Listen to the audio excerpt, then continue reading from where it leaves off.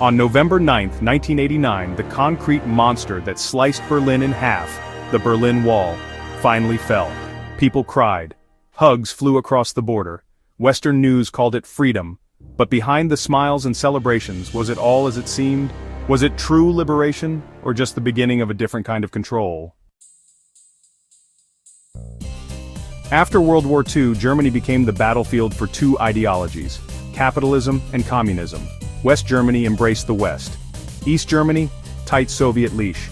Berlin, the capital, became a split city inside East Germany. The East German government started bleeding people, teachers, doctors, engineers, to the capitalist West. Nearly 3.5 million East Germans fled before 1961. That's when they hit the brakes. Literally. With a wall. Barbed wire one night, concrete slabs the next, families split, freedom gone. The Berlin Wall became a brutal symbol, not just of separation but of surveillance, violence, and silence.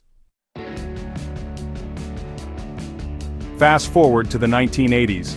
The USSR was crumbling under economic pressure and political stagnation. Mikhail Gorbachev launched reforms, glasnost or openness, and perestroika, which means restructuring. Eastern Bloc nations stirred.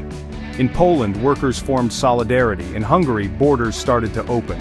In East Germany, protests grew. From Leipzig to Berlin, tens of thousands demanded change, and unlike before, they weren't being silenced. On November 9, 1989, a tired East German official, Günter Schabowski, fumbled during a press conference. He was handed a note saying the border would open for private travel. A reporter asked, "When?" He shrugged. "As far as I know, immediately." People rushed the checkpoints. Guards, unsure and outnumbered, opened the gates. Within hours, the wall wasn't guarded, it was being dismantled by the people. Cheers echoed, beer flowed, and the wall, the very icon of division, was shattered. But here's the twist. The fall of the wall wasn't the end. It was the beginning of a tough reality. East Germans, used to guaranteed jobs and social programs, suddenly entered the wild west of capitalism. State industries collapsed, unemployment soared.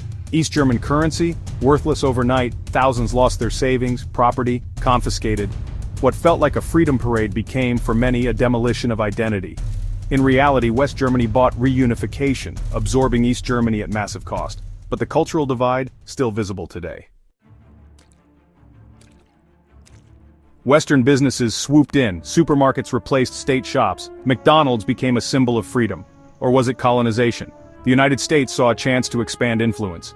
NATO pushed eastward. The Cold War ended, but the chessboard was redrawn. The wall fell, but a new world order was quietly rising.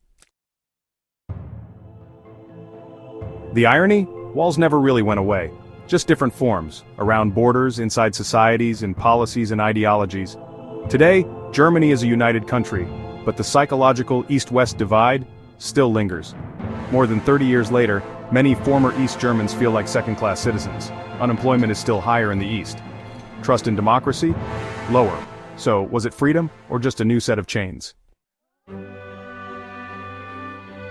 The fall of the Berlin Wall remains one of the most powerful moments in modern history. A symbol of hope, of people power. But true freedom isn't just about tearing down concrete. It's about tearing down inequality, exploitation and control, in whatever form they come. What replaced the wall was not just liberty, it was capitalism, Western dominance and strategic influence. Was it better than Soviet authoritarianism?